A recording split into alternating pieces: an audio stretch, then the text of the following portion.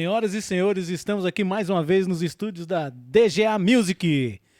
Muita paz e gratidão a todos. Aurélio, que satisfação, hein? Pois é, estava com saudades. 34º episódio, também conhecido como 3 mais 4, 7. Número cabalístico. Ou 34, Também muita força. Estou aqui hoje novamente com esse visual. Tá bonito. El Bigodón. É o Paco. Como te chamas, cabrón? Estamos acá para comentar um podcaster, podchef. Podchef. Muito bem. Bem. Bien. E Rapaz, nós já hoje estamos até com hablaremos- personagens. Sim, estamos, rapaz, sim, que negócio é esse, hein? E hoje a gente, né, como sempre, falando de cultura, entretenimento, saúde, né, assuntos variados, né, mas a gente gosta muito da cultura, né? Não tem como Não fugir, tem né? como, né? E os parceiros e amigos, sem comentário. Excepcionalmente temos pessoas de muita qualidade aí, né, perto da gente, por sorte, né? Que bom. que fantástico. E hoje um tema que a gente nunca falou aqui antes, mas né? Do coração. E é um tema que desperta paixões, porque é uma arte que envolve várias artes, né? Caramba. E ela transcende da própria arte, né? Que ela pula da onde ela tá para outra. Ganha as vidas, Ganha né? a vida. Ó, gostou? Então, Entendeu? caraca. Então, assim, Rapaz. para quem teve infância e depois ficou um adulto inteligente e continuou seguindo, hoje vamos falar sobre HQs. Quem não sabe o que é HQ, explica aí. HQ. Histórias em quadrinhos. Né? Então, a gente fala muito aqui de leitura, né? E hoje a gente vai falar de um tipo de leitura. Uma ferramenta maravilhosa para leitura. Para leitura muito rica, né? Bom, e para falar disso, Nada mais, nada menos. Nada mais, nada menos. Ele que é formado em História, pedagogo, que é pós-graduado em Arte e Educação, né? Bom. Cozinheiro. O cara é Cozinheiro, chefe de cozinha também, rapaz. Você não tem noção. Gente, eu não vou falar das experiências profissionais, porque a gente vai falar durante a entrevista, mas tem muita coisa, já coordenou muita coisa, já esteve à frente de muitos projetos, está ainda. É um homem da cultura. Com muita honra, temos conosco Eloir Pacheco! Aí E o sim. seu escorpião. Rapaz. Olha. Eloir, que honra ter você conosco aqui. Muito obrigado por ter aceito o nosso convite. Nossa reverência sempre. Querendo saber de você. Como que o Eloir chegou até aqui? Gente, é uma honra estar aqui. Obrigado pelo convite, Aurélio, Rony. Muito legal mesmo. E eu sempre assisto. Tem alguns episódios especiais que eu já te falei. Do Alê Simeone, para mim, está no coração. Do Silvinho Ribeiro, está no coração também. O do Aldo, maravilhoso, sabe? E, para mim, estar aqui com vocês é muito legal. Contar um pouquinho da minha história, contar um pouquinho da minha produção. Falar um pouquinho sobre HQ, as minhas visões, minhas experiências com histórias em quadrinhos, tanto aqui no Brasil quanto no exterior. Vai ser bem legal. Tamo junto. Que show, Aurélio. Fantástico, Olha só, né? que oportunidade. Bom, mais uma vez, né, o Podchef trazendo artistas da nossa região que extrapolam a nossa região, né? Que às vezes aqui na nossa região não são tão valorizados, né? Infelizmente, né? Como a gente passa muito por isso, tá, Eloir? Podemos falar disso, né? Mas que tem um trabalho de muita qualidade, que merece estar aqui, não só aqui, como em qualquer outro espaço, para poder mostrar seu trabalho. E você que está aí, você falou das nossas redes sociais. Opa, esqueceu, né? Gente, só para a gente continuar. Siga nas nossas redes. Podchef, @Podchef no Instagram, Podchef Oficial. No YouTube, @Podchef. No Spotify. E lá você vai encontrar também os endereços, todas as chamadas do Eloir. Vai estar lá na nossa rede. Então segue a gente, segue o Eloir para conhecer mais sobre todo esse trabalho que ele já desenvolveu e ainda desenvolve, né? E é importante, né, ter esse feedback, né? Porque o artista, ele quer ver a sua obra sendo vista e ele quer saber o que o público acha, até para ele poder, né, tá trabalhando e tá. Então vamos falar um pouco do Eloir, né? Vamos conhecer a história do Eloir. Eloir, fala pra gente, assim, a gente sempre começa falando um pouco da vida pessoal, porque para quebrar um pouquinho o gelo, né? Você é de Londrina, você de onde? Você veio para cá? Na tua família... São todos normais? Todos normais. Menos eu.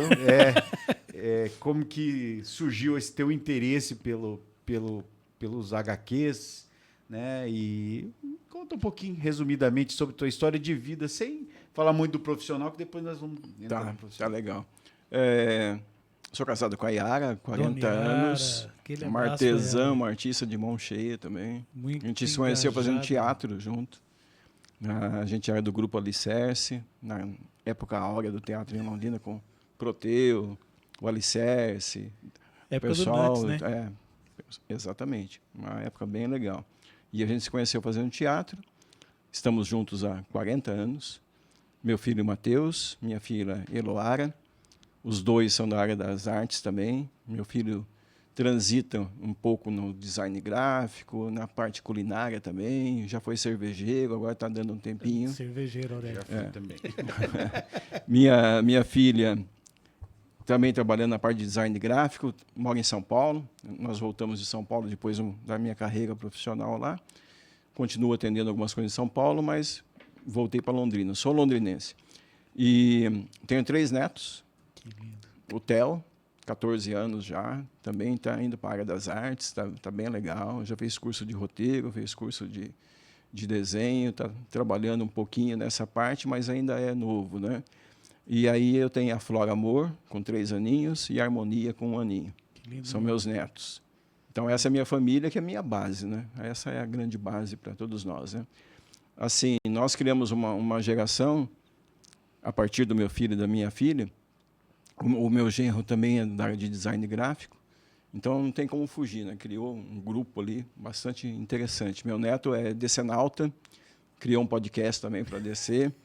Quer me entrevistar, já dei uma entrevista para ele, não sei o que ele fez, mas só por aí. Vocês chegaram na frente. Mas ele está criando algumas coisas, está no 9º ano agora, então tem um percurso aí bastante interessante. E São Paulo é uma experiência muito gratificante, né? Então, as experiências que ele tem lá são muito boas, ele consegue conviver com algumas pessoas bem legais da área das artes, né? Eu sou daqui, fiquei anos em São Paulo, voltei para Londrina por uma série de questões profissionais e pessoais, mas estou me restabelecendo em Londrina depois da pandemia, comecei a reorganizar algumas coisas, tem uma série de projetos que a gente vai falar depois. Sim. A gente aqui em off já tinha trocado umas ideias sobre isso, e tá bem legal, fazendo algumas coisas, nunca parando, né? Eu já vou fazer 64 agora em novembro, menino. Tranquilinho, só que já deu 50 anos aí de correria, né? E essa correria não para, né?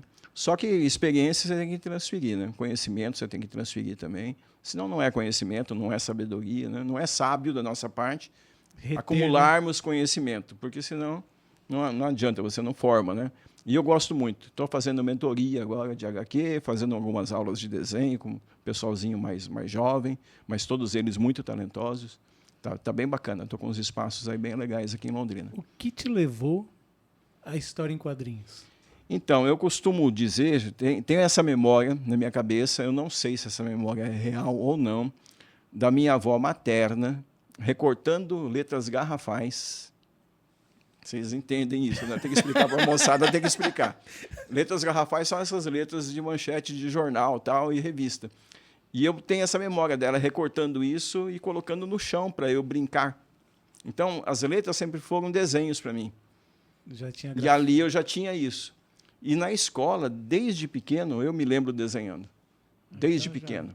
E tinha um tio, do lado paterno, que colecionava as revistas da Ebal. As revistas de super-heróis da Ebal. E eu me lembro desse quarto proibido. Que era o quarto que não podia entrar.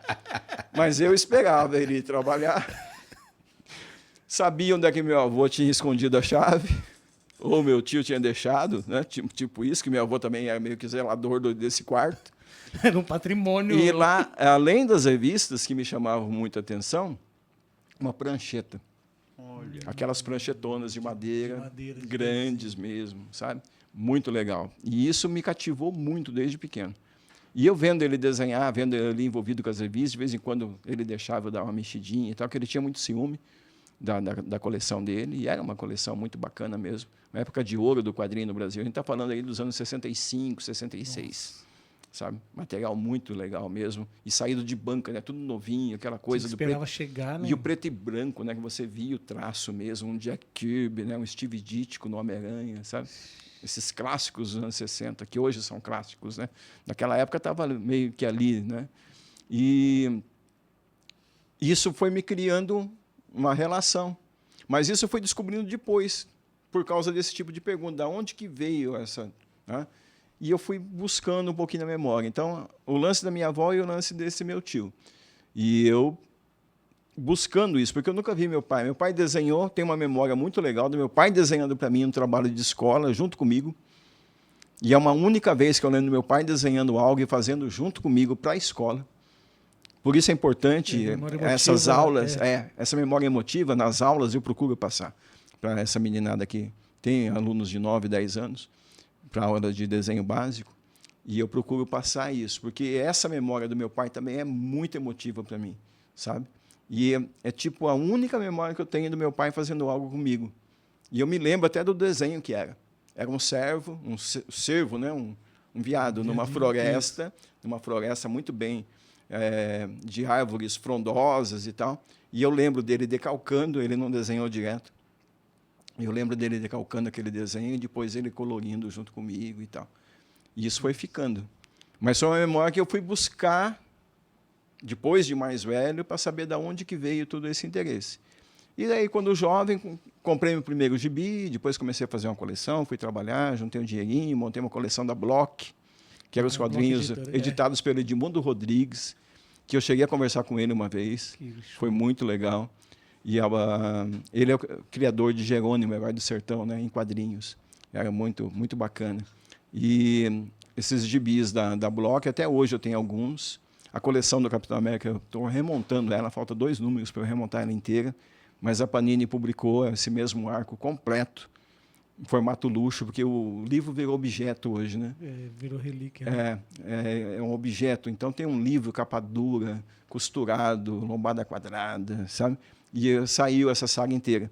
E eu até falei com o editor, que eu conheço ele, entrei em contato com ele, dando sugestão de outras obras daquele mesmo período para serem colocadas. Mas eu fiz questão de manter as da Block lá dos anos 70. Aí originais, já é 74, 75, originais. E estão bem conservadas. A gente brinca sobre a questão do pedigree, que é a qualidade de cada edição que você vai juntando, e quando você encontra uma mais nova, você abre mão da mais antiga, da mais velha. Você vai vendendo. Vou fazer uma inveja rápida para o Aurélio. De boa. Eu ganhei dele uma coleção Tex original. Isso está guardado a 7 chaves em casa. Tex é muito bacana, e né? É difícil conservar, né? Porque assim... É muito úmido o nosso país também, muito quente, e o papel respira. Aquele material, o papel dos HQs antigos, né? Ele é um papel jornal... Mais poroso, né? Ele tinha mais... Não, e aquelas revistas eram mais descartáveis também, né? Era uma revista feita para ler e depois descartar. Não se pensava no colecionismo como os colecionadores pensam, desde aquela época até hoje. Com a questão do progresso que houve na parte gráfica, você foi tendo mais papel de mais qualidade, melhor acabamento, esses livros de luxo, o acesso para resgatar esse material antigo foi sendo feito também, porque mesmo as revistas vindas do exterior também é um papel de péssima qualidade, vamos colocar claramente, né? Papel de péssima qualidade. E aí isso não mantinha conservado. Então, hoje você consegue. Eu até, em alguns aspectos, estou trocando minha coleção, abrindo mão do material mais antigo, para outros colecionadores que também estão em busca. Eu vou identificando esses colecionadores em eventos, né, que eu até comentei. A gente tem ido na UEL, tem ido em algum shopping, participar na biblioteca, a gente tem montado. Né? Eu, junto com o Wilson Moreira, a gente faz versão impressa. A ideia é a versão impressa, para o pessoal ter contato com a obra impressa. Sim, e eu acabei abrindo mão de algumas revistas minhas para comprar essas edições especiais, porque são edições para você guardar e armazenar mesmo, sabe? Então ficou muito diferente essa parte. Evoluiu muito, né? Muito. A gente estava falando de tiragem por demanda. Quando, na nossa época, a gente pensaria... Não tinha, não existia. Hoje você consegue Jerônimo, Herói do Sertão, o material do Flávio Colim, tipo Histórias Gerais, as histórias que foram feitas na Block do Edgar Allan Poe, por exemplo, está sendo feita uma coletânea com tiragem limitada, com venda por demanda. Sabe? Então, descobre a demanda, vai lá, faz a tiragem e você consegue resolver. E era muito diferente. Antes você tinha que correr o risco, lançava uma quantidade, distribuía numa região do Brasil, recolhia, mandava para outra região do Brasil. Na minha época era assim. E era tudo nas bancas, mudou né? tudo. E era tudo nas bancas. Né? E você perdia muito, né? Porque o jornaleiro chamava de encalhe. Para nós que somos editores, aquilo ali é estoque, não é encalhe de jeito nenhum. Aquilo ali é meu capital, é patrimônio para mim. Então, mudou muito até esse olhar também. Hoje você tem as lojas especializadas e você compra pela internet. Eu fiz uma compra em 3 dias, estava na minha casa. E você tem, como é que fala? Você tem o registro da marca, tá tudo envolvido aí nesse produto hoje também, né? Não, e a embalagem, tudo muito bem feito. Eu não vou falar das empresas, que eu comprei por mais de uma, mas todas elas me atenderam muito bem. Então, a presença física das lojas é mais uma questão afetiva também, de ser um ponto de encontro, de ser um ponto para você trocar ideias, Antes a gente se reunia na frente do cinema para trocar revistas, essas coisas. Né? A gente fazia muito disso. As livrarias, né? As livrarias. Eu tinha uma livraria num shopping em Londrina, você ia lá, tinha um café. Às vezes você pegava o livro, lia metade do livro dentro dali. A ideia do café com livros, né?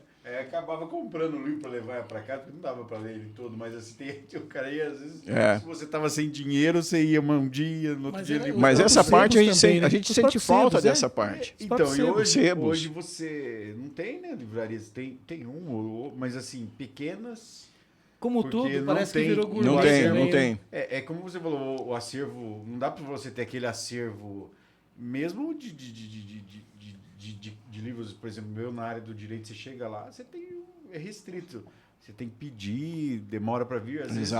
Às vezes as próprias, nessa linha que você está falando, às vezes produz conforme por demanda. Por demanda. Entendeu? Não vou, bem mais porque hoje que você com uma gráfica rápida, você faz mas a porque capa, ele era oneroso, sente falta é desses pontos também, né? de encontro, porque é uma coisa que a gente sente falta, né? Mas o valor desse digital está nisso também, nessa rede toda. Porque você entra num determinado site, você faz a busca para encontrar uma revista que você não tinha. E eu tenho conseguido fazer isso com essa própria coleção da Block mesmo. Faltam 2 para eu fechar a coleção. Aliás, se alguém tiver, 17 a 20. Tá? Opa, qual câmera que pode falar aqui, Guilherme? Nessa daqui? 17 a 20 do Capitão América da Block. Gente, é só essa que ele precisa para fechar a coleção. Vamos dar uma força. Mas, ô Eloir, então fala pra gente, como é que começou... Como é que foi o seu começo no movimento cultural em Londrina? Quais foram as suas inspirações naquele momento? Então, eu trabalhava numa empresa aqui de Londrina e eu comecei a fazer desenhos para a Folha de Londrina, Folhinha da Folha. Comecei a mandar desenho para lá. E era apaixonante ver esses desenhos publicados. Depois fui ficando mais velho, acabei... Era uma coluna que tinha? Né? A Folhinha da Folha era tipo um jornalzinho. Junto com o Caderno 2 saía ele, né? Saía a Folhinha da Folha. Saía a Folhinha da Folha no Caderno 2. E da Carmen Clay, se eu não me engano. Não tenho certeza agora, não vou lembrar. Eu também não. Estou chutando aqui, mas eu acredito que sim. E aquilo ali foi me motivando a continuar fazendo tirinhas, fazendo ilustrações. Depois eu fui buscando um espaço para trabalhar justamente com ilustração para jornal. E eu fiz vários trabalhos assim. E em 82, 83 já estava com teatro. Tinha um grupo de teatro do Jardim Bandeirantes. Eu, Roberto Nantes. Fabuloso. O Roberto foi meu Jucinéia, diretor. Ele foi meu diretor, a Jucinete. O Roberto Nantes, ele, cara... Já era o professor maravilhoso. Já era o alicerce. E aí a Yara também, né? Nesse grupo, a gente fez umas coisas bem interessantes. E eu fui caminhando para não abandonando a ilustração, porque os cartazes do nosso grupo, eu que desenhava, eu que organizava os folhetinhos, essas coisas. Fazia fanzine, participava do núcleo de poesia do Sesc, estava tudo ali. Nessa época eu fazia Natirino Quiprocó na UEL. Nossa, que legal. 1900 Agaias. Ontem. Aí, acabei me tornando tipo um cronista. Publiquei algumas crônicas na Folha de Londrina também, no Paraná Norte. No Paraná Norte eu fiz muita colaboração.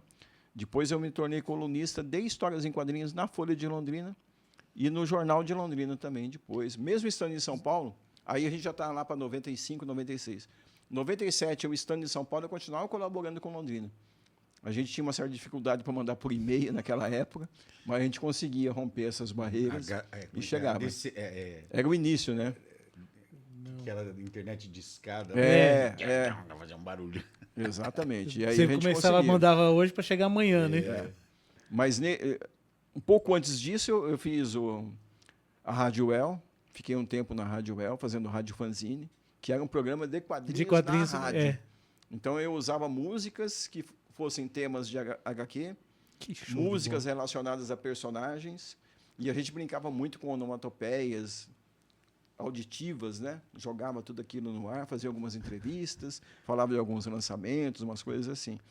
E aí, em 97, acabei indo para São Paulo, mas você fez Londrina TV também, a gente né? fez muita coisa. Você fez TV também. Televisão fiz algumas coisas, não muitas, mas eu trabalhei fazendo quadros sobre quadrinhos também, falando um pouco da produção, do que saía de HQ. Meio que o que estava no jornal a gente fazia filmava, gravava, falava a respeito e usava na televisão. Aí foram vários canais de televisão no mesmo momento assim que a gente trabalhou aqui. Que a programação local, final dos anos 90, era bastante interessante. Era forte, em Londrina, né? já era forte. Já Londrina tinha um destaque. Né? E a gente tinha alguns programas que davam destaque para a cultura geral. Então, o Donizete falava de teatro, eu falava de HQ, o Donizete Buganza falava de teatro, eu falava de HQ. O Márcio Américo já tinha alguma coisa também. Grande Márcio Américo, Meninos de Quixute. Meninos de Quixute, um baita livro. Márcio Américo, sei que você está aqui em Londrina, vamos conversar, meu jovem. Quero você aqui com a gente, hein? Bem legal. E, assim, foi isso. Eu estou misturando um pouco ali, mas é esse período pré-São Paulo, né? Porque eu comecei a fazer eventos aqui na cidade. Comic Con, então, né? A gente usou o nome Comic Con, até tem algumas pessoas que brincam e defendem que a gente usou o termo Comic Con antes de São Paulo, nos anos 2000 e tanto, né? A gente usou isso mais para trás, né? Antes. Mas eu não quero esse pioneirismo, nem é o caso. Mas a gente fechava o Catuaí para fazer evento. A gente fazia evento ali no shopping, né? Aquele mall todo. Ficava aberto. A gente fazia live de RPG, todo mundo vestido de vampiro. Eu conheci o Mark Reyhagen também, eu fui atrás disso, que é um dos autores do Vampiro, a Máscara, né? E com RPG, a gente fazia as live actions, que nós chamávamos.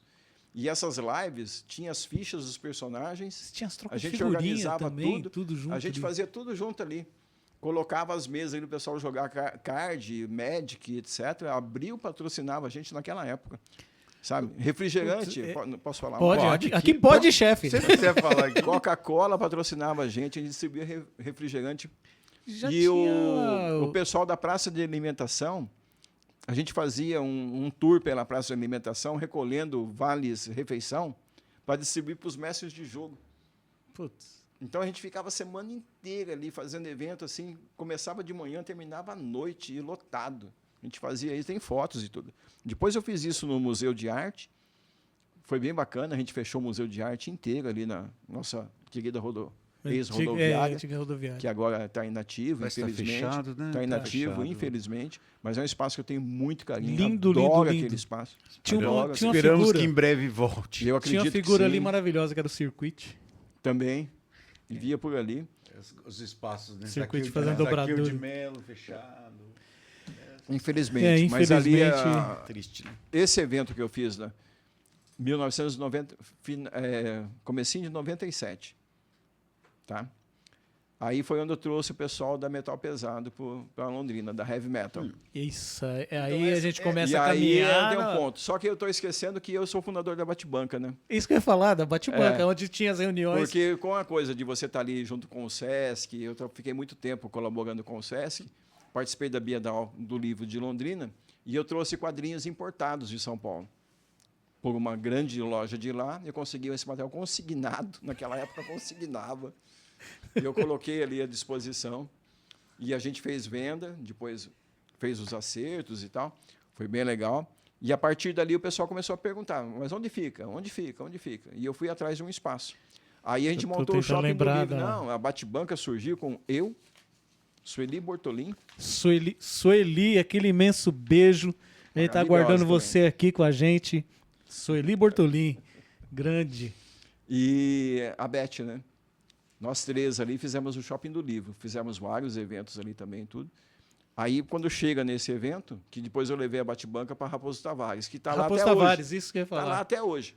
Perto do Sesc. O Eduardo está lá, cuida até Senac, hoje. perto do Senac. Né? Perto do Senac ali da Raposo. Está lá até hoje, é uma referência. Foi a primeira loja do Brasil, fora o eixo Rio-São Paulo, a receber o selo Hot Comics. Meus filhos iam lá para ver os cards Dragon Ball, é isso? Yu-Gi-Oh! Yu-Gi-Oh! Acredito nisso. Eu peguei várias fases de cards ali também. Tudo. O Eloir. Mas aí eu estou misturando um pouquinho, mas é isso. Isso é tudo pré-São Paulo. É essa bagunça que eu estava ali, meio que fazendo tudo ao mesmo tempo. Agora. É justamente isso que eu ia falar. Assim, você teve experiências, jornal, múltiplas, TV, organizando eventos e tal. Assim, isso colaborou muito com essa sua formação profissional, né? Porque assim, a tua formação, embora artes e história, né? Isso veio depois. Né? Não, mas eu digo assim... Minha formação é tardia, tá?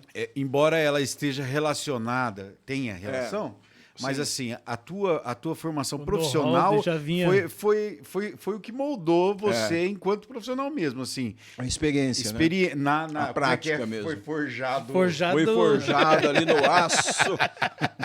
E aí, isso é interessante. Daí você falou aí de São Paulo, essa experiência sua lá em São Paulo, à frente do metal pesado, né? Queria que você falasse um pouco dessa experiência. Então, você foi editor. Eu trouxe para Londrina no evento do museu, eu trouxe o Leon Azulay. Daniel Azulay? Leon. Primo do Daniel. Primo do Daniel Azulay, que era fabuloso. Também cara. era. E veio o Álvaro de Moya, pioneiro da TV brasileira, que era o editor-chefe do Leon. E eles ainda estavam com o projeto da Metal Pesado. Eu não sabia, porque eu vi o anúncio da revista Heavy Metal. Heavy Metal. E eu trouxe eles para Londrina, saiu matéria na Folha, foi destaque, televisão, levamos eles no Militão, foi muito bacana. Militão. Aliás, eu conheço agora o Emanuel Militão, que é neto do Militão. Então aí a gente dava entrevista lá para ele, era muito legal. Não, muito legal. E eu levei o Moya lá, levei o Leon lá, muito bacana, assim. Quando terminou o evento, eles me convidaram. Se você estivesse em São Paulo, você trabalhava comigo. Ao ponto. Olha com quem estava falando também, né? Sim. E aí eu já contei essas histórias assim, tipo isso. Mas eu vou te dar um trampo que é para você reunir portfólios para apresentar para a gente, porque a gente quer fazer uma Heavy Metal Brasil que pode chamar Metal Pesado. A gente está negociando. Porque tinha direito da marca. Porque a tradução do nome. Então, além da marca, a tradução do nome. E a gente foi atrás disso, né? E eu fui para Curitiba, reuni o pessoal de Londrina, peguei portfólios e tudo. Em vez de mandar pelo correio, eu fui até São Paulo entregar. Embaixo do braço. Cheguei lá, coincidentemente, uma reunião com o JP Martins, que é considerado o maior dos tradutores de quadrinhos do Brasil, o Álvaro de Moya, pioneiro da TV brasileira, especialista, amigo do Will Eisner, pessoal, só isso, pioneiro, professor de comunicação, era o editor-chefe, e o Leão. Vai ter uma reunião aqui, participa aí. Mas o que você trouxe? Eu falei, trouxe esse portfólio. Eles não tinham nada. Caramba! E eu, basicamente, estava com uma revista pronta ali. E já com a ideia de como colocar aquilo em ordem, etc. Por causa da experiência. Que me moldou nesse fazer.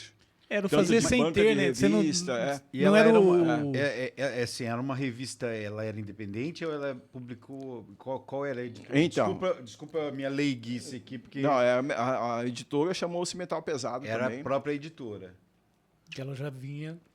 E a Heavy Metal ficou, nesse caso, sendo publicada, traduzida do inglês, com material licenciado pelo pessoal dos Estados Unidos, e fazer a versão brasileira, que seria a Metal Pesado mesmo, de fato. Hoje, a Metal Pesado é considerado um divisor de águas, mas a fórmula dela é uma fórmula muito interessante, porque ela reunia várias gerações de quadrinistas numa só revista. A ideia nossa, naquele momento, surgiu ali naquela reunião, eram colocar novos desenhistas alternativos, com quadrinhos experimentais, mais o pessoal novato que estava começando a publicar nos Estados Unidos, estava nessa época de uma primeira geração publicando no exterior com Marvel e DC, e mais os mestres do quadrinho brasileiro, como o Rodolfo Zala, o Júlio Shimamoto, o Eduardo Vettino, o Eugênio Colonese. A gente colocava aquilo ali numa ordem. Fervilhava aquilo, né? E a revista começou a pegar vários públicos. E a gente começou a publicar gente do Brasil inteiro, porque começou a vir material. Depois que distribuiu o número 1, a gente começou a receber muito material. E essa revista, eu ajudei a organizar ela inteirinha do zero. E o nosso projeto ali dentro também com a DC Comics foi uma sequência de histórias somente da Vértigo, que é Monstro do Pântano, Homem-Animal, Hellblazer, Sandman, só esse tipo de quadrinhos. E aí você... Quadrinho adulto. E a gente cunhou tudo isso aí. Para licenciar esses DC, essas coisas, você participou desse processo? Participei. Era uma coisa muito complicada na época, porque assim, a gente está falando de 1997 e 98. Que, vamos, assim, para quem era mais acompanhava...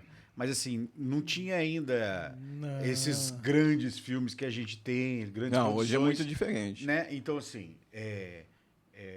hoje talvez seria muito mais difícil de você conseguir licenciar, talvez. Depende muito, porque mudou muito o mercado, tanto produtor... a forma de abordagem também, distribuidor. Né? Então, muda... Né?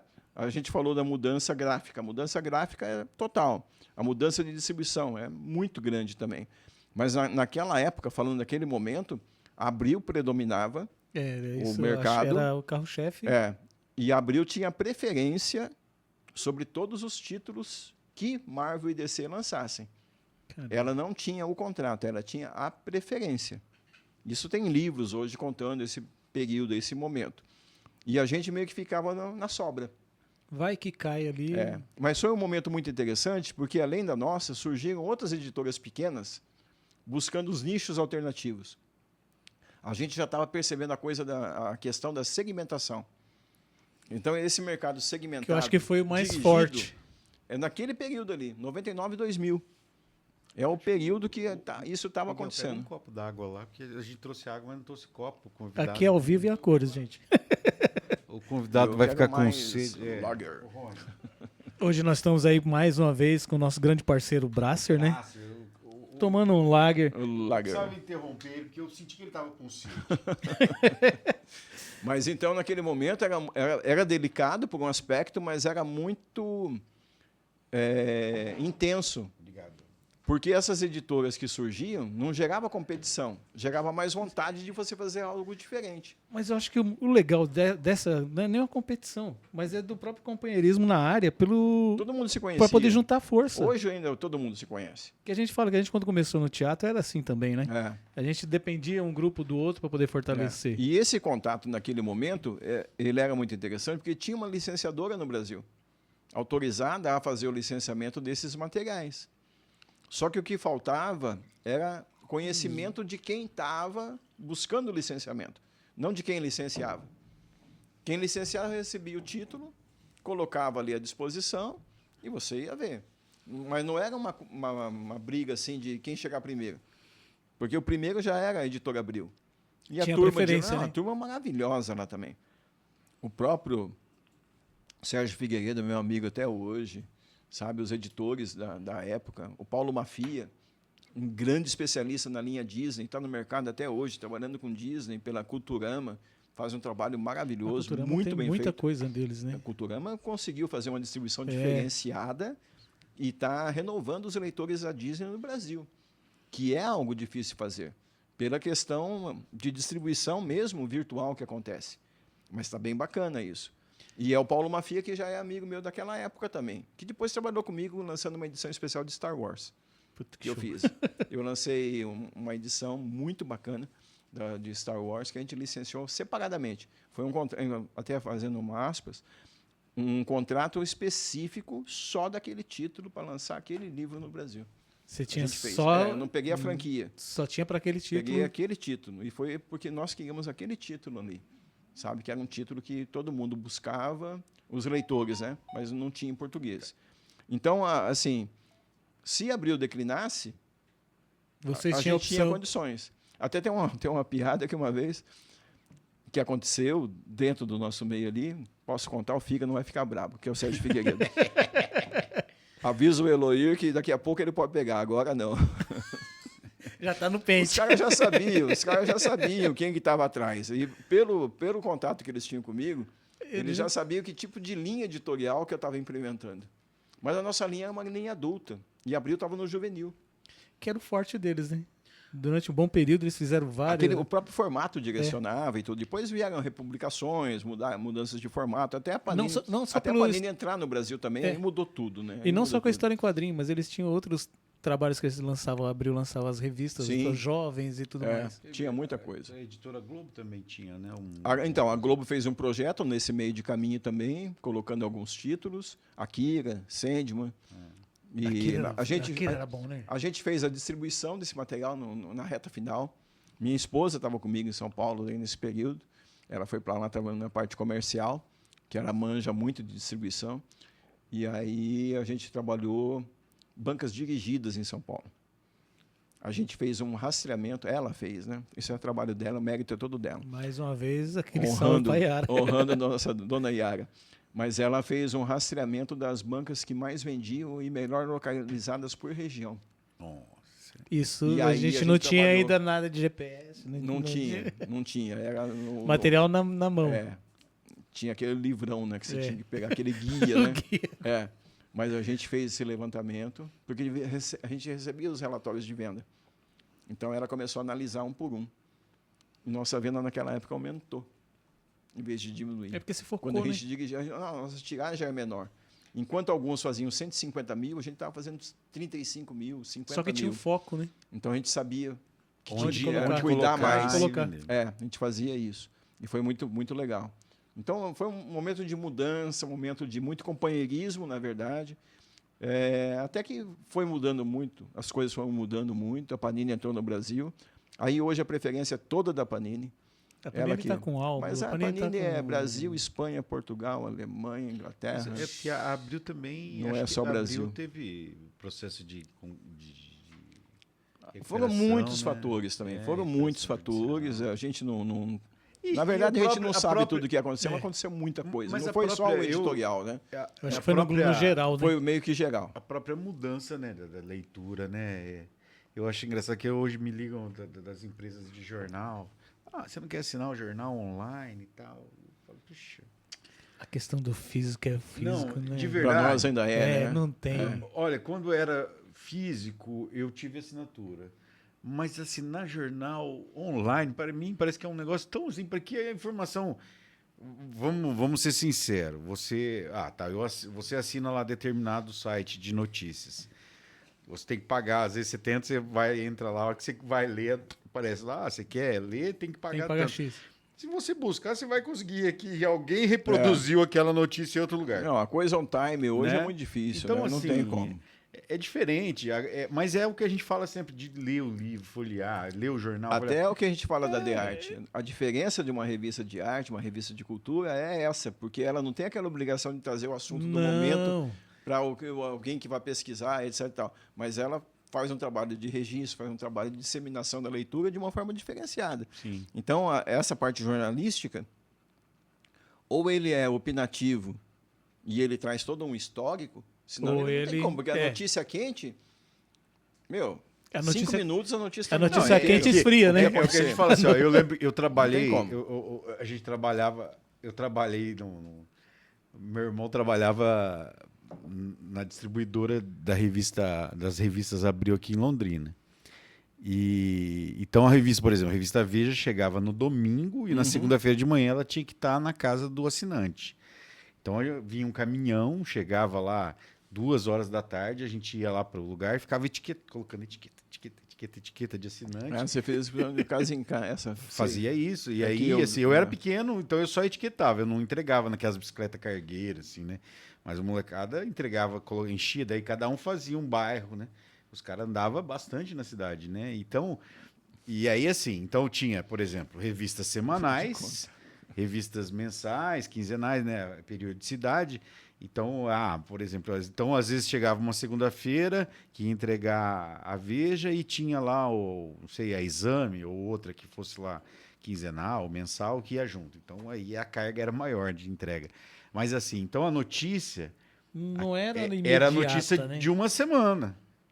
Entendeu? Era outro momento, né? Só que, então, como você não tinha... Você tinha TV, o rádio e a TV, né? O computador era... Então, aquela notícia, ela chegava uma semana, ela estava atrasada, mas ela não estava tão atrasada. Você ainda estava mais ou menos ali.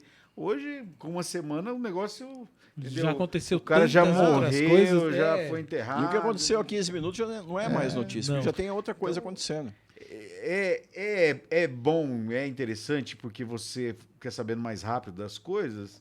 Mas o ele saber perde. filtrar. Mas não é só a velocidade, é a quantidade de informação. E o saber filtrar essa exatamente. informação também, né, hoje. Agora, assim, pra gente que tem essa coisa nostálgica da coisa... É que a gente viveu esse momento, né? Então, para nós é um exemplo que as outras gerações não A gente conhecem, olha isso com né? muito carinho, né? E a gente que estava na banca de revista concorria com quem distribuía de casa em casa, com essas etiquetinhas. Enquanto você estava lá etiquetando, de repente chegava na sexta-feira, a revista chegava de caminhão. A gente ia correndo buscar o nosso reparte para já levar para a banca na própria sexta-feira, porque eles iam jogar na casa do assinante no sábado. E o nosso argumento era, tá vendo? Você não pega na banca? Você tinha. Era muito legal essa competição. Para ver quem chegava primeiro. Sim. Chegava primeiro na banca ou chegava primeiro na casa por assinatura? E tinha que chegar primeiro com a assinatura. Assinatura até hoje não consegue. Não dá, né? Não, até hoje não consegue. Mesmo porque algumas editoras, elas reúnem 2, 3 títulos para mandar num pacote só. Sim. Então continua essa coisa de o outro chegar na livraria. E tá lá primeiro. Exatamente. Mas eu hoje já tenho a paciência de esperar 2 anos para comprar um livro que custava 200 por 50. É bem mais gostoso, né? A idade traz sabedoria, entendeu? Traz a economia também. Muito, né? Traz economia. Então, eu tenho conseguido. Não tenho êxito 100%, mas uns 80% eu estou conseguindo. E a gente ganha persistência, resistência. Porque eu olho ali e falo, esse aqui não vai vender tudo de uma vez só. Porque eles fazem a pré-venda, mas já fazem uma margem para trabalhar a venda posterior. Isso. E aí eu fico de olho naquilo ali. Quando entra um Black Friday, por exemplo, fico de olho ali. Não vou dizer os sites, porque aí são muito grandes. Hoje não faço questão de divulgar. Hoje tem o site do é livro, muito legal. O site do sebo, né? Que o cara às vezes só leu. A ideia do sebo é muito legal. O cara só leu o livro, tá novinho, você vai pagar 50%. Mas eu sou muito nostálgico com a sebo, né? Eu não vou no sebo com listinha. Eu vou lá esperando ver qual é o livro que vai pular na minha cara. Isso. Eu vou passear, aí eu vou olhando. Você fala, nossa, olha, tem isso aqui. Nunca pensei em comprar esse, agora está aqui, vou comprar. Eu já evito sebo é muito legal para isso, né? Gasta. E a gente tem espaços aqui em Londrina maravilhosos. Compra e não lê, né, Rony? Não, compra e não lê. Essa é a verdade. Não consegue tempo. Você sabe que ninguém é obrigado a ler toda a biblioteca que tem, né? Começa por aí. Eu não sei quem que disse que o importante é ter, não é ler. Mas... por isso que eu tô falando. Miguel tá aqui, meu filho. Não vai deixar eu mentir sozinho, mas a gente tem o Emanuel, que é meu filho, irmão do Miguel. Ele gosta um pouquinho de livro, né, Miguel? É uma coleçãozinha básica. Mas quando eu falo do livro objeto, é isso aí. É muito importante. Quando eu vou ler, é outra história. Sim. Mas eu tenho. Me pertence. A informação está ali. Aí foi Humberto Eco. Nossa geração é essa geração celulose.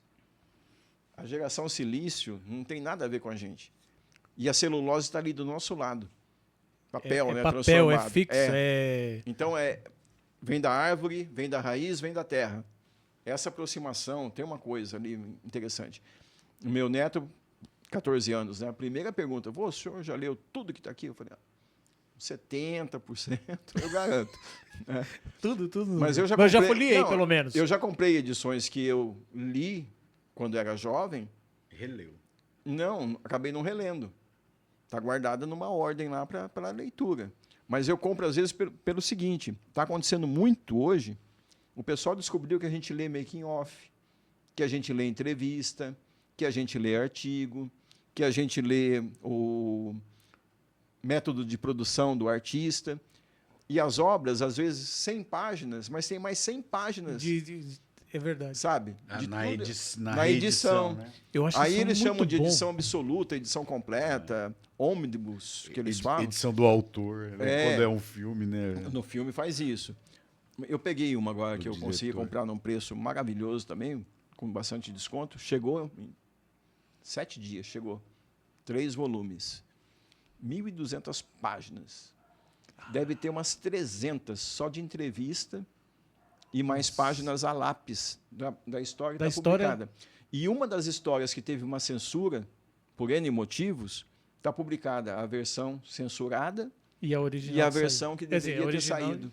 Porque hoje está liberada. Eu encontrei, sabe então, no quê? isso é maravilhoso de você Sabe o que eu tinha? Eu tinha um LP do Premeditando Breck com a música Rubens. E a música Rubens tinha 2 versões. A que foi gravada e a que não foi gravada. A Cássia Eller, quando ela começa a carreira dela, o primeiro que ela vai gravar, ela grava Rubens, a que não tinha sido publicada ainda. Ela grava a versão original. Certo. Show de bola. Que legal. Fica aqui, gente. Quem não conhece, conheça. Premeditando Breck. Era fabuloso. Esse aí você foi fundo também. Buscamos longe. Eloir. Então, mas essa coisa do livro é muito legal. Então, até a postura editorial mudou muito. Sim. Porque a descoberta do que o leitor lê. Então, tem determinadas coisas que eu não preciso ler porque eu já li. Na minha cabeça fica aquela memória emotiva, mas eu gostaria de saber como que foi feita. Daí eu compro o livro só para poder se bem que é muito legal. Se bem que também. tem uma coisa, né? Os teus olhos há 30, 40 anos atrás lendo uma coisa, os teus olhos hoje são tão diferentes porque a gente usa óculos. Não é porque a gente usa óculos, não, mas assim, teu olhar para aquilo é diferente, né? Você de repente vai captar coisas que naquele momento. Você sabe o que é engraçado? A gente faz teatro. Olha que coisa. Às vezes você faz uma temporada com um espetáculo, depois de ter ensaiado 2, 3 meses, batendo texto, lendo texto, ensaia. Depois de 10 apresentações, você olha pro texto e fala assim: não era isso. Nossa, acho que o cara queria dizer tal coisa. Isso é complicado, né? E é uma coisa assim, né? Porque daí você compartilha com outro ator, ele fala assim: pô, é mesmo. Porque também não tinha percebido. Então, o quadrinho tem muito disso. Então tem também essas coisas, né? Você pega Cavaleiro das Trevas, por exemplo. Uma obra de 1985. É a obra que é considerada o primeiro quadrinho adulto que mudou muito o mercado. Então, tem a marca, né? Porque, assim, quadrinho adulto deu um herói que já tinha outros títulos, né?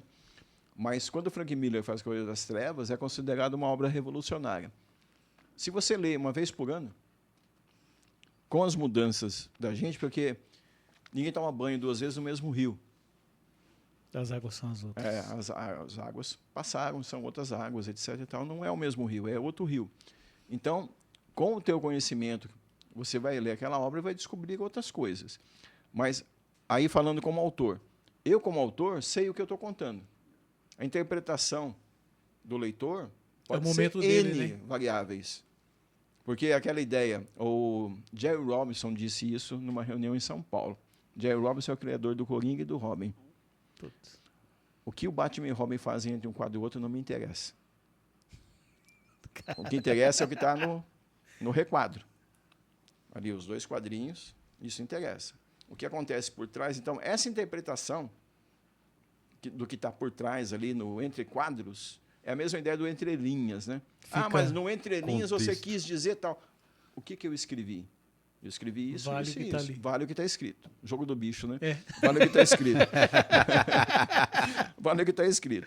Aí, na HQ é a mesma coisa. A interpretação fica de cada um. Óbvio que vai mudar teu olhar. Então, às vezes, foi o que eu comentei rapidamente. Eu prefiro ficar com aquela memória da obra. Aí eu não leio de novo, mas eu quero saber como é que ela foi feita. Como tem naquela edição, aí eu vou atrás da edição. Bem legal. Então, é uma ideia minha, mas eu já reli histórias minhas antes de publicar. É pelo menos 9, 12 decoupagens, cada história minha. E ele entra num tema agora que é... Cara, ele fala da história dele. Quando você vai conhecer o personagem, aí é um trabalho maravilhoso de pesquisa.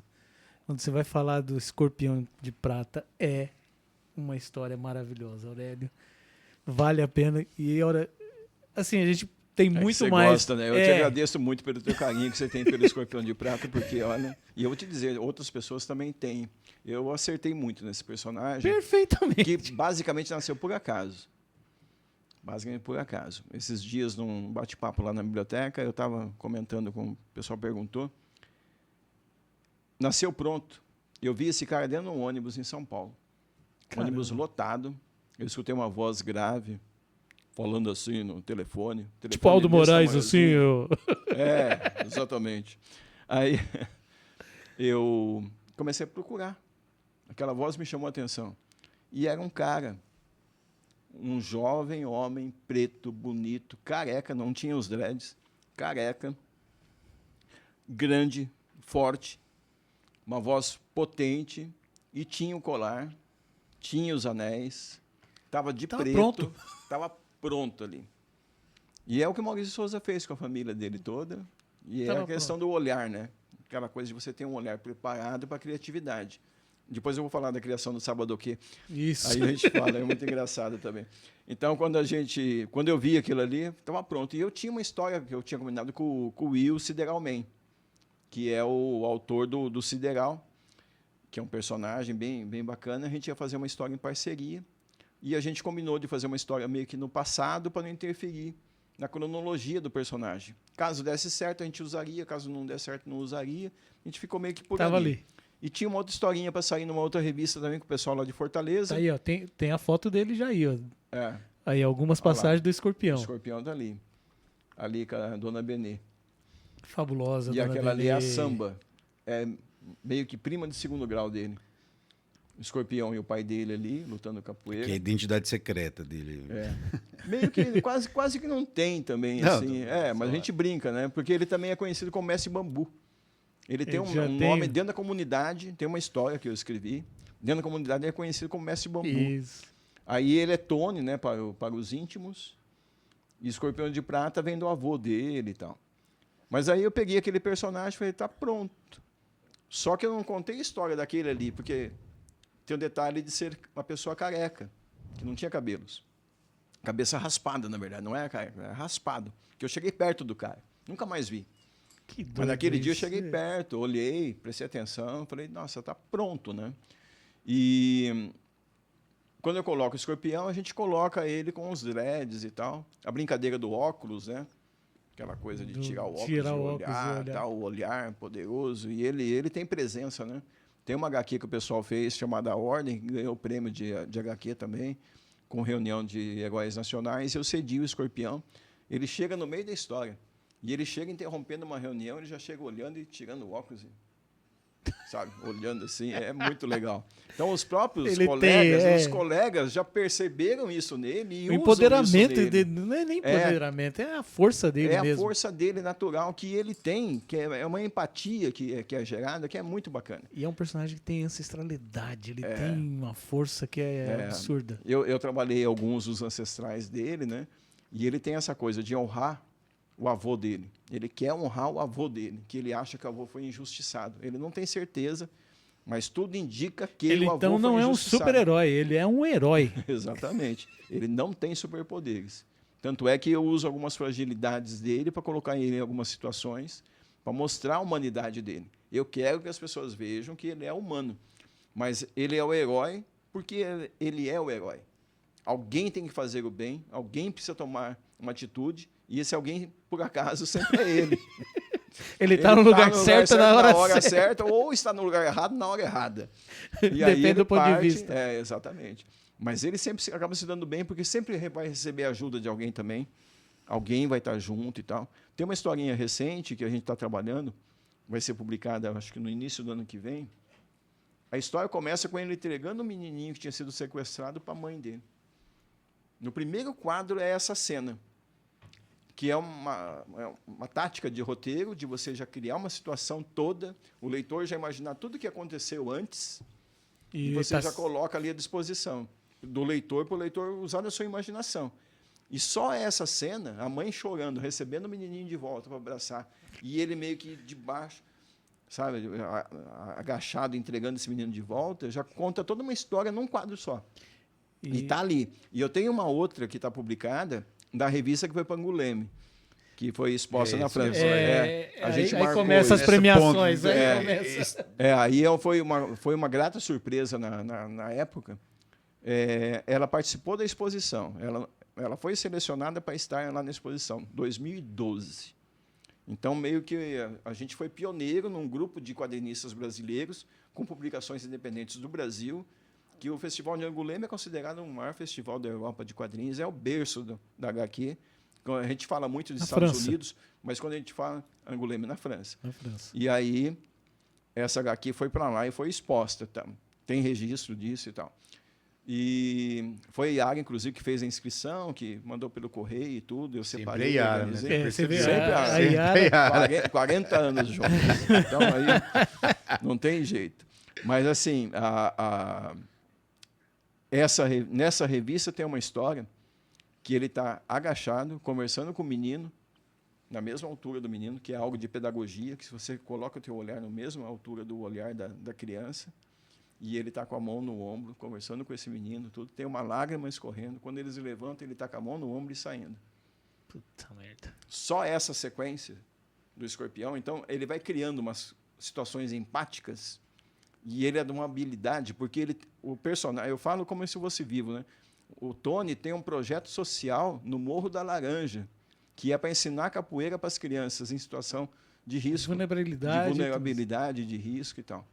Sabe? E tem uma história que é um ritual de passagem, que foi uma das mais comentadas na Tempestade Cerebral, que mostra uma dessas meninas, que ele tentou ajudar e não conseguiu. Aí mostra para ele a fragilidade do próprio ser humano e o quanto ele tem que se empenhar. É bem um ritual de passagem. Ele se coloca numa situação que ele tem que se empenhar mais para fazer mais ainda, fazer melhor aquilo que ele já faz. Que é a ideia de não ter os superpoderes, mas ele buscar a solução para aquilo. Buscar a solução para aquilo. Caraca. E isso eu vou trabalhando aos poucos. Eu até comento sempre que eu não tenho uma revista mensal para construir tudo isso.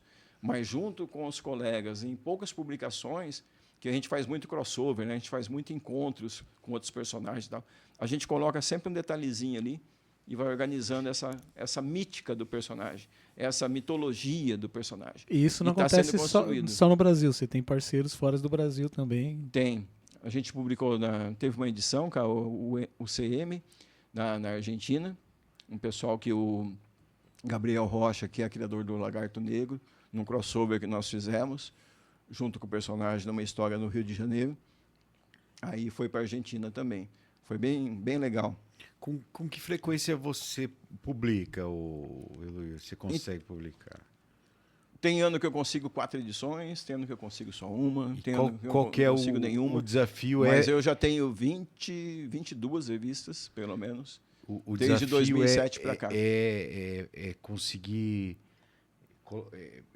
viabilizar isso financeiramente?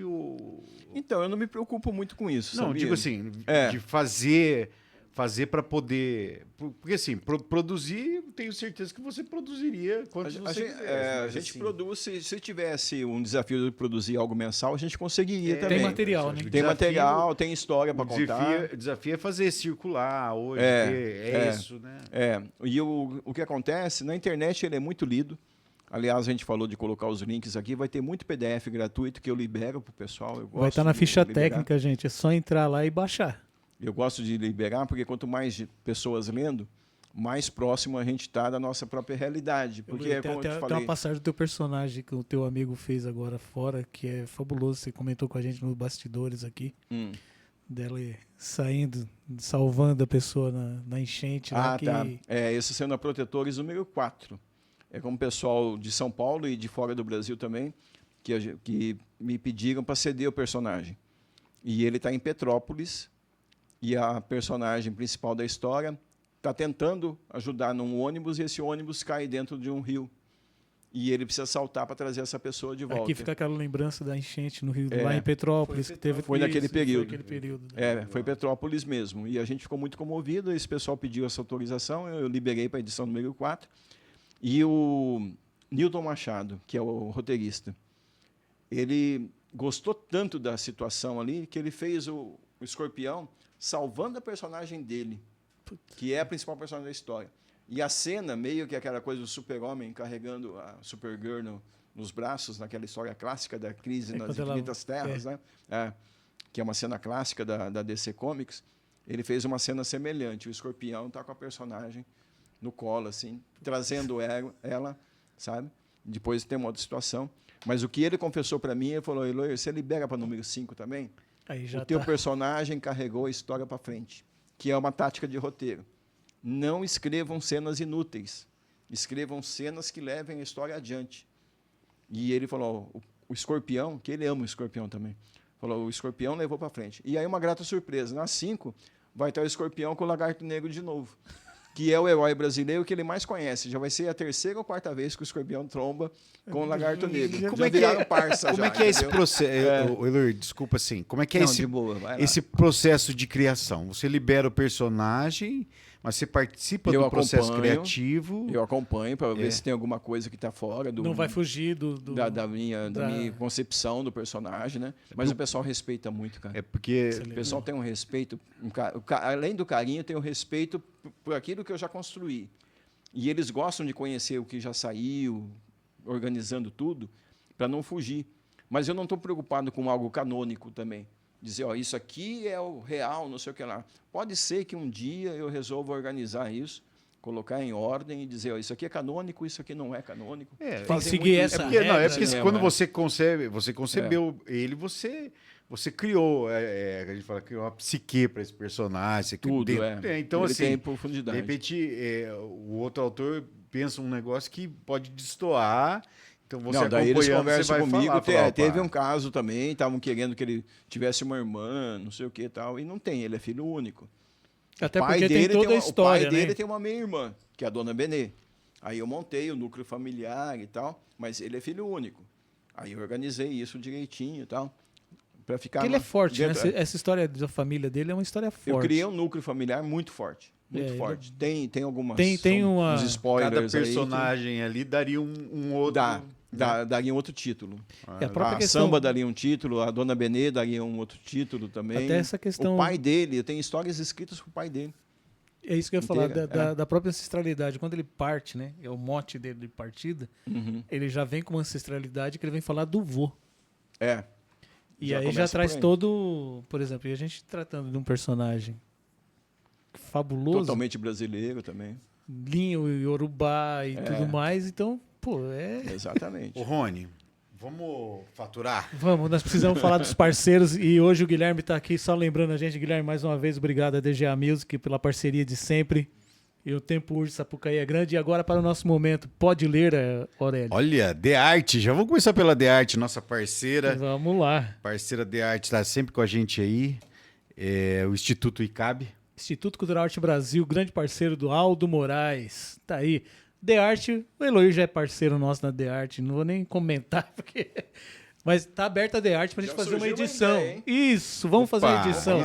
Pode falar da ideia, vamos falar da ideia. A ideia é uma edição especial só de histórias em quadrinhos. Opa. A proposta tá aceita. Wilson. O Wilson e Aldo estamos juntos nessa parceria, hein?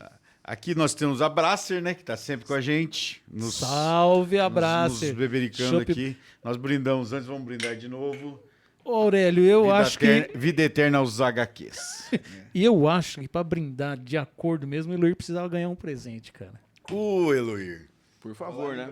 Eu vou dar presente para vocês também. Hein? Então vamos lá. Tá aqui, ó. Reinvent Fitwear, nossa parceira. Fitwear, nossa parceira.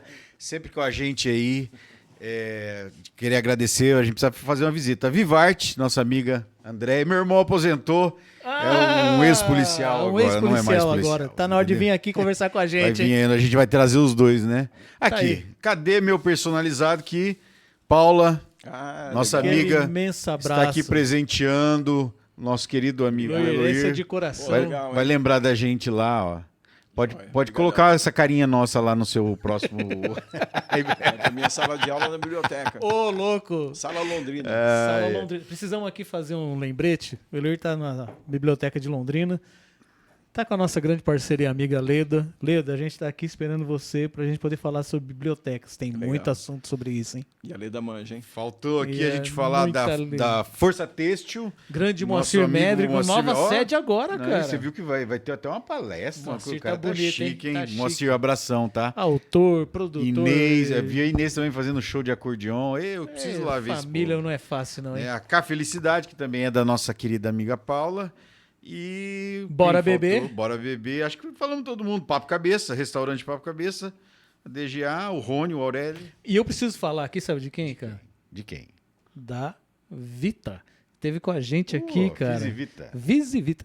Cara, um abraço imenso pra você. Foi muito bom o episódio com você. E, parceiros, estamos juntos sempre. Ficou até uma pergunta Visivita. no roteiro aqui, ó, do Eloy.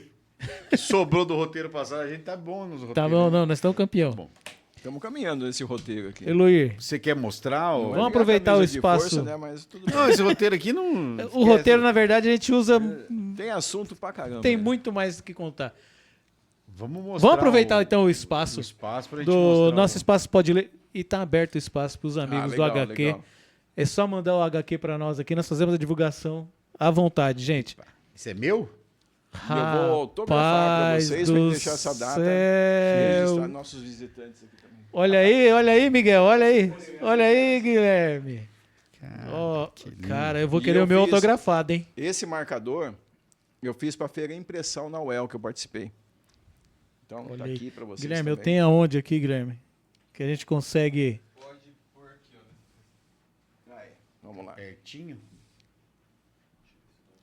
Willer, muito obrigado. E eu montei recente uma coleção de cartões. Ó. Olha lá, Rony. Pega ela para mostrar. Olha lá, olha. Consegue pegar ali? Está à venda, Eloy, esse material? Esse material em feiras e eventos que eu participo diretamente, aí eu coloco à disposição. Tiragem super limitada, mas para a gente ter verba para poder fazer alguma coisa. É lógico. Sim. E só Tomar lembrar. um lanche junto com a E o pessoal moçada. que quiser adquirir esse material é pelo teu Instagram? Daí entra em contato pelo meu Insta. É. Então, gente... Mas eu não tenho muitos exemplares. Esse Não, mas Insta que aí, tá aí, gente. né? E aqui vale lembrar, Aurélio, que é interessante, sim. Você gostou desse? Cara, Muito olha bem esse feito. detalhe aqui, gente. Gente, muito bom gosto aqui. Luir, a gente... Então, eu tenho uma coleção de fãs, né? E o pessoal que desenha manda fanarts, a gente chama de fanart, arte de fã. Que é fabuloso. E é um processo coletivo, sabe? Cara, muito bacana. É o de pessoal uma força manda, imensa. muito material a gente produz de uma forma remunerada e tal, organizada, mas muito material é colaborativo, sabe? É bem legal esse processo todo. Você falou da questão da verba.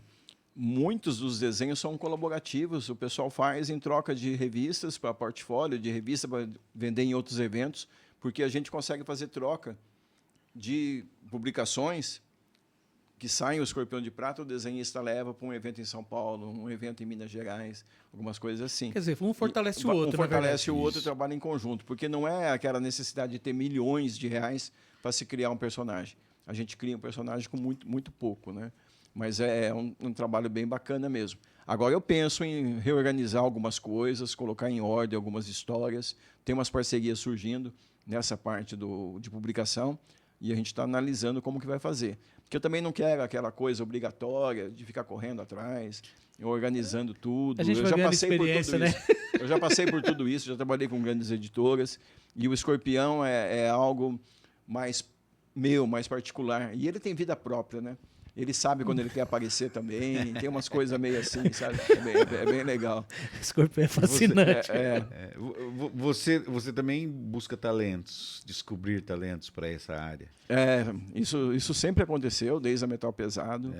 E algo outra, que você já está tá dando comigo. aula. Tem ex-alunos meus da época do Senac, que eu dei aula em 92, mais ou menos, que trabalham no exterior, trabalham em outros estados, fazendo produção E também. é bacana isso, E é muito né? legal, É quando muito. você recebe um contato de alguém que passou por você, né? Mas hoje você também dá aula ainda, continua com a aula. Então, a parceria com a Leda na Biblioteca Pública. Leda, aquele abraço eu imenso. Eu fui acolhido ali de uma forma muito carinhosa desde janeiro desse ano. E eu tenho o orgulho de ocupar a Sala Londrina dentro da Biblioteca Pública. Que responsa, meu amigo. Que é uma responsabilidade grande também. E ali é o nosso QG para desenho. São poucos alunos, alguns é mentoria, que a gente está organizando a produção. A gente fez um acordo de criar uma mensalidade, esse pessoal paga essa mensalidade e frequenta ali. Agora, em outubro, serão 10 encontros. Mas eu tenho outras ações. Durante a exposição do escorpião, que aconteceu lá durante agosto, a gente ficou 40 dias com a exposição do escorpião, eu recebi 6 turmas da Guarda Mirim, mais 2 turmas de altas habilidades do município de Londrina também. Foi um trabalho bem bacana, lá com o Cláudio Melo, da Guarda Mirim, e a professora Rosana, do Altas Habilidades do município. Então, a gente tem essa parceria de ocupar aquele espaço junto com essas pessoas. E muitos talentos aparecem. É interessante você falar da formação tua, Luiz, até para linkar isso daí, eu acho que seria interessante. Pedagogia, né? Muito pedagogia. Minha formação é tardia, mas eu fiz História, sou graduado em História, tenho graduação em Pedagogia também, que eu busquei justamente para melhorar minhas aulas, o meu contato com o pessoal no ensino-aprendizagem.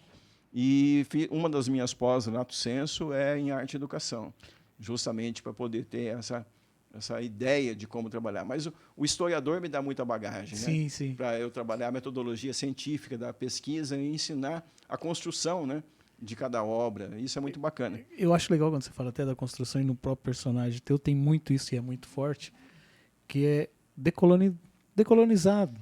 Ele traz um potencial dele de falar sobre isso, né? A decolonialidade, ela vem sendo muito debatida nos últimos anos. E não é a gente rejeitar as informações que nós recebemos, Grécia Antiga, Itália, toda a Europa, né? Não é isso. É a gente valorizar primeiramente as nossas raízes. E as raízes indígenas e as raízes afro são muito fortes no Brasil. E o próprio personagem em si, só por ser um jovem homem preto, herói, já é muito diferente. Não vou citar um super-homem, não vou citar um Homem-Aranha, mas já é muito diferente de um azul e vermelho e branco. Sim. Sabe? É muito diferente. E o lance de você ter a questão de eu pesquisar o Iorubá, de eu conversar com o mestre de capoeira. Eu tive o privilégio de conversar com o mestre de Guanabara, sabe? Que tem 45 anos de capoeira. É muita história. Ele visitou a exposição do escorpião, esteve lá comigo, sabe? Me contou várias histórias. Então, já tem uma história sobre mandinga. Até o personagem, o próprio personagem, ele tem a ação dele na capoeira e todos os golpes. A diferença da capoeira regional para a capoeira de Angola. E ele é capoeira contemporânea. A gente vai trabalhar isso, sabe? Então, coisas assim. E a agenda tá bem cheia. A gente deve fazer um projeto na UEL o ano que vem, começo do ano que vem. O que está bastante certo é que eu fico até o final do ano na Biblioteca Pública, com essas turmas na Sala Londrina. Aproveitem. Nas terças e quintas, de manhã e à tarde. Tem espaço para as pessoas procurarem você lá? Tem mais espaço? Pode entrar pelo Insta, né, para dar um toque, mas tem um espaço lá, né, nos nossos encontros. E janeiro já está acertado com a Biblioteca Infantil, que eu vou ficar pelo menos uma semana lá com as crianças menores. Aí é tipo 7, 8, 10 anos que a gente vai trabalhar, sabe? Só para esse pessoal durante as férias, que é um período que é bastante carente também de atividades. A gente já pode ter o spoiler ou ainda não? A UEL, o que está acontecendo, tem algumas coisas bastante interessantes, mas vocês sabem que depende de projetos, a gente tem que encaminhar. Os projetos estão encaminhados, as documentações estão encaminhadas, mas a proposta partiu de 2 grandes amigos, né? A Gina e o Richard. E eu sou muito humilde nesse aspecto também, de me colocar à disposição. Então, a gente deve ter uma exposição do Escorpião, lá na Universidade Estadual de Londrina, e a gente deve ter uma oficina de histórias em quadrinhos para o pessoal de artes visuais e para o pessoal de design gráfico, que a gente vai fazer. Aberta para a comunidade interna e externa. Aí passa para a gente, quando for ter, a gente divulgar aqui também. A gente avisa direitinho, mas está por aí. Eu ainda tenho uma visita que eu vou fazer para a Escola São Isidro, com 3 turmas do 2º ano fundamental, que é para o Londrina Mais. Esse menino não para, cara. Aquele Mais Educação. Mais Educação. O Mais Educação. Até você me falou que isso, a minha esposa também vai estar nesse projeto. Vai estar nesse projeto, né? E eu não sei exatamente, mas o que eu fiquei muito feliz, sabe o que foi? Geralmente escolhem autores para levar nas escolas. E eu sou um autor de histórias em quadrinhos. E eu levantei essa bandeira da Histórias em Quadrinhos, sem panfletar, etc. Mas é legal que eu vou mostrar que alguém pode escrever histórias em quadrinhos. Isso é maravilhoso, é a oportunidade. Sabe? É o segundo ano do fundamental, imagina a molecadinha. Cara. Vai ser show de bola. Vai ficar delirado. Fala pra gente um pouco sobre o... Você falou lá do sábado o quê? O sábado o quê? A gente tá pulando os assuntos. O Rony... Não, mas foi bom você voltar. O Rony fez assim, então... Tô brincando. Mas assim, primeiro a ideia do nome. A gente tem os encontros terças e quintas. E a gente sentiu necessidade de fazer um encontro semanal. Essa ideia de ter um local para bater um papo, de conhecer um autor, de pegar um autógrafo, sabe, fazer uma caricatura, alguma coisa assim. E a biblioteca já recebe o clube filatérico. Sim. Todo segundo sábado do mês. E aí nas conversas, porque eu tenho uma turminha ali que é muito engajada. A Tatiane, o Eric, mais a Leda, a gente sempre está conversando muito e eles abriram de coração a biblioteca. Tem o Marquinhos que está lá também, que é um menino fabuloso. Também, fez faculdade tem uma turminha comigo. Gente muito boa. legal ali. O Rodolfo está ali também, o Paulinho está ali, sabe, a Eunice está ali. Nossa, tem uma turma ali maravilhosa. É um espaço onde a cultura respira. Não, a cultura respira e ela está pulsando, vamos colocar assim. Ela pulsa ali dentro. E a gente começou a pensar, mas como é que eu vou dar esse nome para o sábado? Eloy, vai para casa, pensa, escreve um projetinho, mas escreve uma página só, que aquela coisa acadêmica, você quer justificativa, não sei o que e tal, né? Público-alvo. Público-alvo, não sei o quê. Não, escreve uma página lá, Eloy, vamos colocar. Aí o Wilson comigo, para a gente fazer a versão impressa, montar a nossa mesinha lá no sábado também, já estava certo, porque também é mais uma forma de atrair assunto, mostrar gibi velho. Também, né? Mostrar gibi velho, e o pessoal saudoso, né? Sempre tem um cabelinho branco que aparece, esse gibi aqui eu tinha. A gente fala, eu tenho, o meu está aqui, ó. Aí vira a conversa, né? Mas daí o sábado que veio do Luiz Roberto. Sabe de quem? Quando vai sair o gol. Sabe de quem? É o sábado o quê? Cara, sábado o quê? Qual o pensamento criativo? Aí, então, aquilo que eu falei de estar atento, né? O Escorpião de Prata estava lá dentro do ônibus. E o nome estava ali. Eu com a televisão, assim, aquela coisa de companhia auditiva, e eu escrevendo ali, dali a pouco, mas que nome eu pôr? Encontro ao sábado, sábado de quadrinhos, aquela coisa bem... Aí, de repente, sábado, Q-U-E, circunflexo, exclamação. Ponto. Ponto. Exclamação, ponto. Né? Tá ali. Daí tá ali o nome. E tá pegando. Fizemos o primeiro com o Juca, que é o João Marinho, escreveu um livro sobre o Tex, é daqui de Londrina, muito legal. Fizemos o segundo comigo, que estava na exposição do Escorpião. Eu fiz um bate-papo sobre o Escorpião, dei alguns autógrafos também, foi bastante legal. Ganhei um dos desenhos que aparece aqui, ganhei lá nessa exposição também. Aí fizemos um outro com o Sassá. Fabuloso. A gente conseguiu 10 livros dele, que eu achei no fundo de uma caixa, daquele da história de Londrina com as charges. Colocamos à disposição. Sassá fazia para a Folha, né? Fazia para o Jornal de Londrina. Jornal de Londrina. Jornal de Londrina. Foram anos que ele desenhou. E agora, dia 12... Hoje. Dia 12. Eu saio daqui e tenho que ir correndo para lá. Vai ser com o Clécius Duran, autor do Lobisomem, que é uma série, As Crônicas da Lua Cheia. A capa é linda. Está indicado para prêmios, o Clécio é uma figura formidável. Clécio, olha aí, ó. Tá pintando o nosso convite para você aí também. Nossa, agora você falou, vou ter que sair correndo, cara. Mas tudo bem. Então, essa foi a agenda. Novembro, porque agora é o 12 de outubro, ok? Fechamos. Novembro, eu faço o lançamento de um gibi especial do Escorpião de Prata. Isso é em primeira mão, ninguém estava sabendo. Olha aí. Quando? Era certeza absoluta. Vai ser no segundo sábado de novembro. Eu e a Suzue, que é a Renata Suzue, é uma ilustradora e contadora de histórias. É o Escorpião de Prata num traço que nunca foi visto. Quase infantil, quase... É quadrinho, mas é literatura infantil. Mesclado, misturado, híbrido. Nos 90 anos de Londrina, o Escorpião vem visitar Londrina e a história termina na concha acústica com ele lutando capoeira. Olha isso. Ele jogando capoeira. Isso é primeiríssima mão. E em dezembro a gente faz um relatório de tudo isso que aconteceu para que a Leda tenha a biblioteca pública, tem material, tem né? um documento para a hemeroteca, né, que a gente possa colocar ali, mostrando tudo o que aconteceu. Vai ser um relatório fanzine. A gente não vai fazer um relatório. É lógico. Vai ser um relatório fanzine que a gente vai colocar à disposição. É privilégio, fala Cara, sério. Eu preciso dar um recado aqui, que tem um amigo nosso que esteve aqui com a gente, Tonho Costa. Nossa, Tonho Costa, meu parceiro e Tonho. amigo. Tonho Costa. Tonho Costa tá lançando aí, para quem gosta do Tonho, um trabalho novo. São 6 músicas inéditas. 6 músicas Nossa, faz inéditas. tempo que eu não vejo o Tonho. Maravilhoso. Então, quem Muito tiver bom. interesse, quem gosta do Tonho, quem não gosta também, entra lá. Entra lá nas redes do Tonho, tá lá divulgado, tá no Spotify, já vi, tá no YouTube.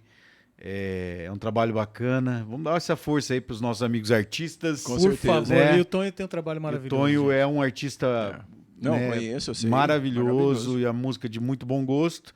E Tonho, sucesso, beijão pra você. Legal. Estamos em- Muita paz e sempre aqui. gratidão sempre. Oi, Luir. Então a gente fecha dezembro com esse relatório fanzine, porque não podia ser um relatório comum. Não ia ser, né? Provavelmente uma história de uma das meninas, a turma toda deve ceder alguma arte para a gente colocar nesse relatório, para ficar registrada a participação deles durante esse período, de abril para cá, porque janeiro foi na infantil. E deve ter uma história de uma das meninas, de 11 anos, que desenhou 5 páginas em 45 minutos. Ela tem hiperfoco. 11 anos. E se você ver a qualidade do trabalho, muito legal. Sabe? Ana Flávia, filha da Suzue. Muito legal. Tenho muito carinho. Eu tenho muito carinho por todos eles, né? Mas esse dia foi um dia muito especial. Muito especial. Põe em prática tudo que a gente A aprende gente e a vê ali- gente ainda acha que sabe, né? E ela ouviu a gente falando da questão que quadrinho é uma arte reprodutiva, que ele precisa ser reproduzido para poder cumprir a sua finalidade final. Na saída, ela pediu para a mãe, vamos tirar a xerox? Olha Só para isso. encerrar com... Olha isso. Luir, nosso tempo é curto, infelizmente. Sim. Vamos ter que marcar outros Eu encontros. entendo. A gente vê. Muita história boa para contar, muita coisa boa, assim. Mas para a gente encerrar, eu queria que você pudesse falar sua expectativa em relação aos HQs, assim, o que você acha, você vê como assim no futuro próximo, né, agora para frente aí, essa perspectiva, né, e também assim sua própria perspectiva, né? Você já falou um monte de coisa, um pouquinho de coisa que ele vai fazer, né? Quase nada, Quase né? nada, né? Mas assim, e também desse um conselho para aí, um toque para quem de repente tem interesse para isso, né? A gente já colocou, o Eloy parece ser uma pessoa muito aberta, né, Rony? Sim, acho que Ainda bem, né? está à disposição. Fantástico. Se tiver alguém que queira conhecer, participar desses eventos que ele organiza. Conhecer os prêmios que esse menino já recebeu, a- inúmeros aí que a gente... E participar desses eventos, ir lá, quando ele vai lá dar uma palestra, tal, conhecer, porque conhecimento a gente Divide, né? a gente e tá aí uma pessoa querendo dividir, então vamos lá, vamos prestigiar e Legal. então assim, mas o que você poderia dizer para alguém que está aí de repente pensando, tem um traço bom, tem ideias boas, sabe contar histórias? Então, a HQ é assim, se eu sobrevivi, se eu sou um sobrevivente e sustentei meus filhos com histórias em quadrinhos, ou vendendo, ou publicando, ou editando, ou distribuindo, de todo esse tempo para cá, hoje está mais fácil. E o mercado mudou muito, né? Sim. Mudou demais. Queria eu ter tido a oportunidade de ter encontrado alguém como eu Hoje. lá atrás. Lá atrás. E eu digo assim, antes, né? Porque quando eu encontrei com o Moya, o JP, esse pessoal, com o Will Eisner, essa turma, depois os grandes mestres do quadrinho brasileiro, eu já tinha quase 40 anos. Se eu tivesse 15 anos de idade, minha vida seria outra, com certeza. Mas, assim, se eu conseguir, esses desejosos também conseguirão. E hoje está mais fácil. E aproveitar os espaços. Só que o que eu sempre coloco é entender o mercado. Não fazer nada por acaso. Entender o processo. Não fazer de qualquer jeito. Entender o público-alvo. Para quem está sendo escrita aquela história. Sim. Aí você consegue ir buscando o teu share, buscando o teu público, organizando teus personagens. O acesso à informação está muito grande, mas saber que informação buscar e entender o valor de cada fonte. Se é uma fonte realmente confiável, se realmente é uma fonte boa. Ter um olhar em relação às artes, porque não existe bonito e feio. É só ler Humberto Eco, né? O Belo e o Feio e tal. Tem aquilo que eu posso melhorar, tem aquilo que é bacana, mas tudo tem um objetivo e uma qualidade. Se é feito de uma forma organizada, metódica, que tenha processo, eu como pedagogo, eu valorizo o processo, não o resultado. Sim. Porque é um aprendizado constante. Sempre o próximo pode ser melhor. Com certeza. Sempre eu vou estar aprendendo alguma coisa. Ou positivo ou negativo, mas eu sempre vou estar aprendendo alguma coisa. E tem espaço para ser feito. E hoje, trabalhando com histórias em quadrinhos, você pode ter acesso ao exterior. Tem desenhistas, amigos meus, que nunca saíram de suas localidades e são desenhistas de Marvel e DC. E viajam o mundo. Né? Não, nunca saíram de suas localidades. Aí o trabalho vai. Isso. E eles ficam. Então, eles permanecem. Mas dá para fazer. Então, tem N formas. O mercado está muito dividido em bolhas. Tem que saber que bolha que você quer pertencer. Que não é ruim pertencer a uma bolha.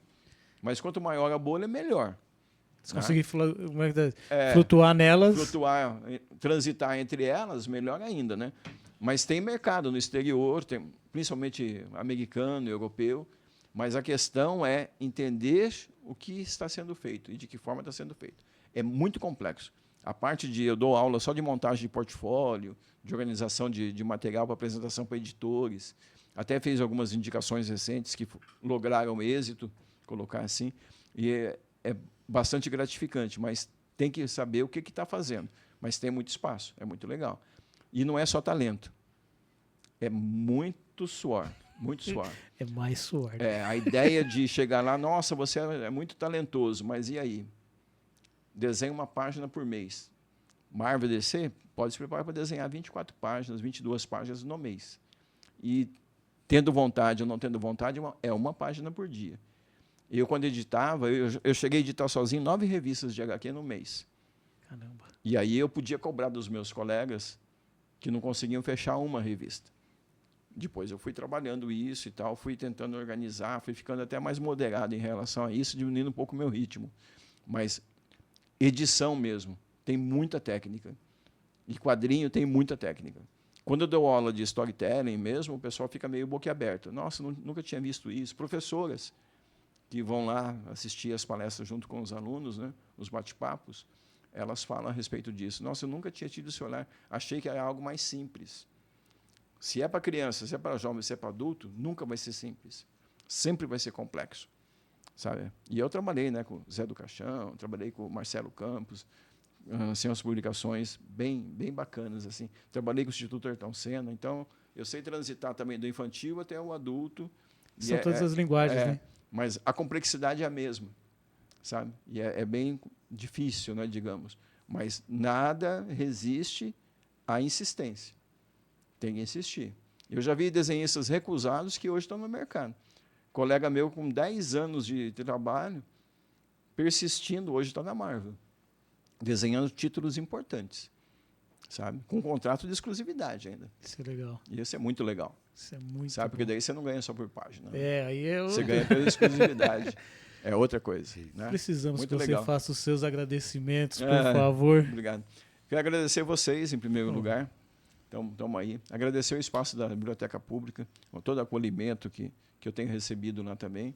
Ao pessoal que frequenta a biblioteca, que tem ido, né, tem participado, estão aí com a gente também, devem estar nos assistindo também. Com certeza. Bem legal. Tá? Acho que é isso também.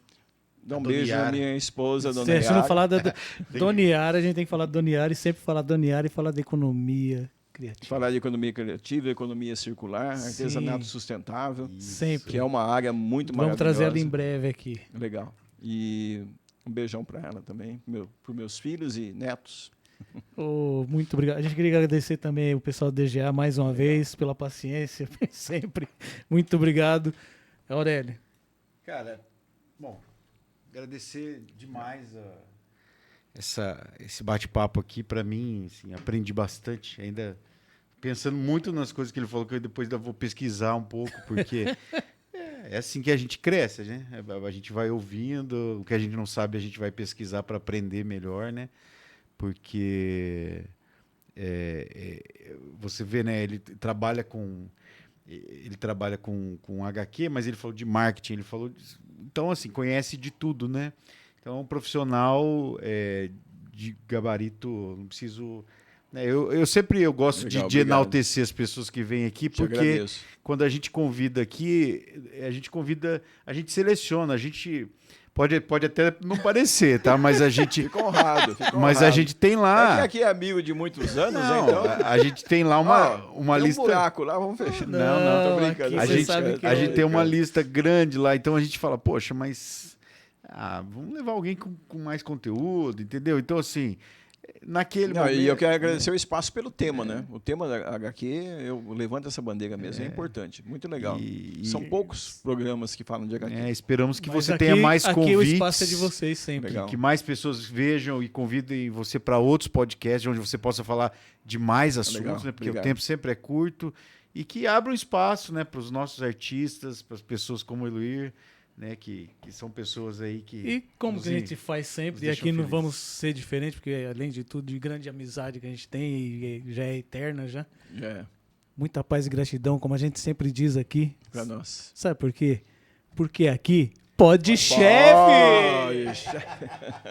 Obrigado.